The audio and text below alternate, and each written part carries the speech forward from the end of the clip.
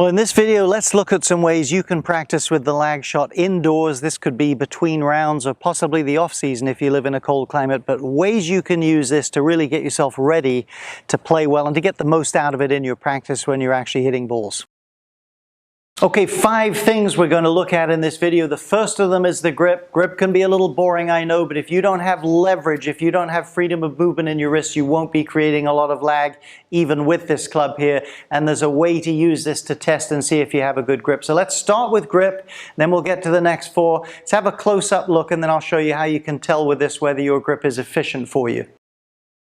The drill we're going to be doing involves choking down. So hold the hand at the end with the trail hand at about a diagonal angle to you. Relax your hand and let the club slot all the way down there at the base of the fingers diagonally. The key is that fleshy heel pad on your hand should be completely on top of the club. That's what's going to give you leverage to make your wrist cock. A quick word of caution before we run our test. Most people curl their hand under like this so they can see what's going on inside. That is not a natural position for the hand. Usually it introduces tension and the club rolls up into the palm. And at minimum, it tends to produce a very weak grip because your hand starts too far here. So just relax it, let it hang normally, feel for the grip a little bit more, maybe occasionally look down to check it. Okay, here's our checkpoint. The lag shot is quite a bit heavier than a normal golf club. I want you to go again all the way to the bottom of the handle. If you feel any pain doing this, just don't do it or choke down a little bit more. We're certainly not looking to hurt you, but can I freely and easily push the handle down with the heel pad of this hand? Do I have the leverage to make that happen? Again, I'm not lifting the club, I'm pushing it down. If I can do that pretty easily, again, make sure you don't get any pain. You know you've got your left hand grip right. Let's have a look at the right hand grip, or for the lefties, the trail hand. Okay, let's have a brief look at the right hand, the trail hand, or for the left-handed golfer, of course, it would be their left-handed. Make a little bit of a grip, but look at my hand here. Make a trigger finger like that. Separate it from the other finger and get a trigger like that. That is a critical element of hinging as well. So we've got our pad on top here. Get that little trigger finger and get it crooked around the shaft like that. That can really help get the club up as well. And we see so many golfers kind of grab it this way, the club riding around up in the webbing of that right hand. You'll never have the kind of mobility you want there. Master a good right hand grip, another big component of the free hinge. Okay, before we get into the backswing itself, let's have a quick look at posture because that sets things up. References Tiger Woods, let's say hip joint right about over ankle joint. If we drew a line up from the toe line, it would hit him somewhere in the upper arm. We'll call it tricep. A great drill is to take the lag shot, put the club head where the toe's touching the wall, and run the shaft parallel to the base of the wall. That will give you an excellent sense of the distance you should be away from the wall. And if you can just touch that a little bit and feel dynamic and athletic, your balance there under your arches of your shoes, the front of your ankles, you are in a great position to hit the golf ball. And again, this really gives you a great measurement. It's so much easier to find good posture once you have that measurement as to how far your backhand should be behind you.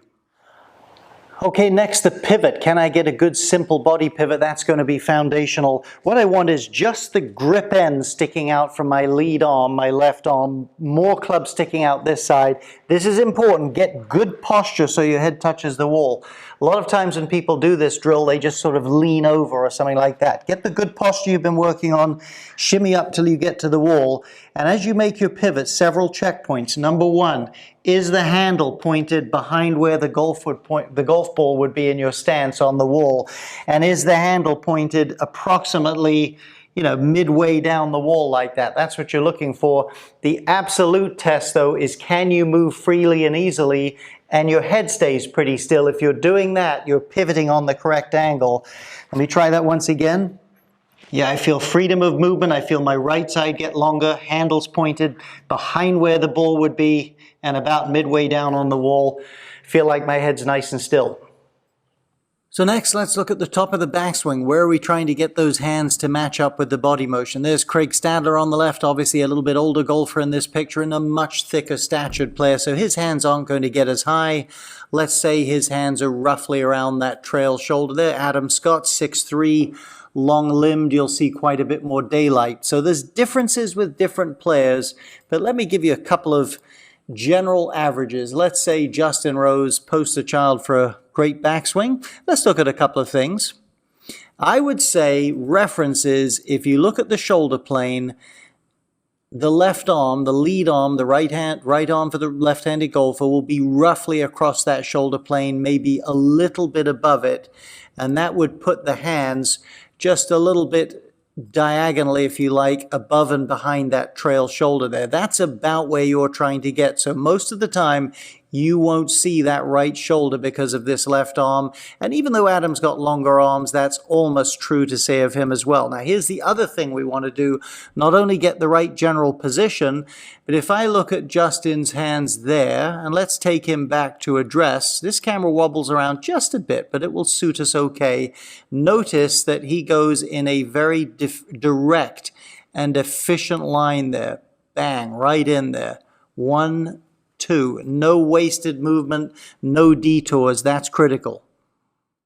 Okay, goals here. Can we get in a good position? Can we, like the pros we just saw, get there in a very efficient way? That's so important if you're going to have good timing and swing the club well. And can we commit it to memory, of course? So the first thing, use the mirror a little bit. Now, let's assume your grip is there and that you've got dynamic posture and the pivots there. These things aren't that difficult, but that's why we've already given you these. You are set up to make a good backswing. Get the mirror.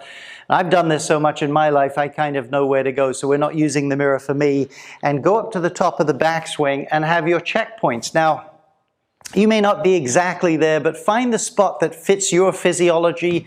If you're big-chested or your arms aren't very long, your arms are going to look a little bit more snug here.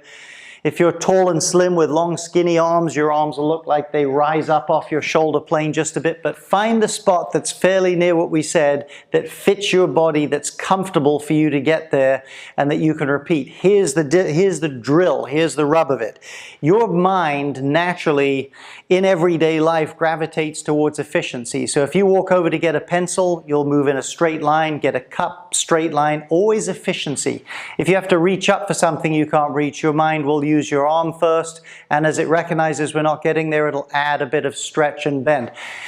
You want to map this thing in and then let the genius of the subconscious mind create the efficiency. It will do it. So in other words, if you're familiar with where you're getting, you've gotten in front of the mirror, just go up there. Again, I've done this so much, I'm used to it. And just hold it for 10 seconds, 15 seconds, maybe close your eyes. Just notice what you feel. Notice the spatial area. Then go back to address, and with no thinking, just imagining where you were, just let your mind put your hands right there. Certainly you could film it or look at it in front of a mirror, but you will find you'll start to get that efficiency, A to B, A to B. That's what you're trying to map in here. And the added benefit of the lag shot is it's heavier. So bear in mind what most people do with their backswings. Club head gets too active. Club invariably then gets behind them. It gets heavy and it gets in a position from where you need to lift it. So do some swings very slowly with the lag shot, without thinking, but going into your spot. And as you go, can you notice that, hey, the club feels balanced, it feels pretty light throughout. This is a fairly heavy club here, and you'll notice the difference between when it's way out of balance or something like that. So it's A to B, map it out in front of a mirror, try to do it without thinking, where all you know is station 1, station 2, then do it slowly with the lag shot, probably with your eyes closed would be a good part of that. Does the club feel light and in balance on its journey to the top of the backswing? Okay, let's briefly look at the downswing. Take a piece of paper if you have one, wad it up. It will be a little bit bigger than a golf ball, but we can use it for a golf ball unless you have some rare art treasures around. Even then it won't hurt them. So it's a great thing to give you actually something to hit and something to work off. And here's a little drill I recommend. You can do all sorts of hitting drills with it, but here's the drill I recommend for indoors. Drop your right foot back and maybe even drop it almost behind your left foot a little bit like that.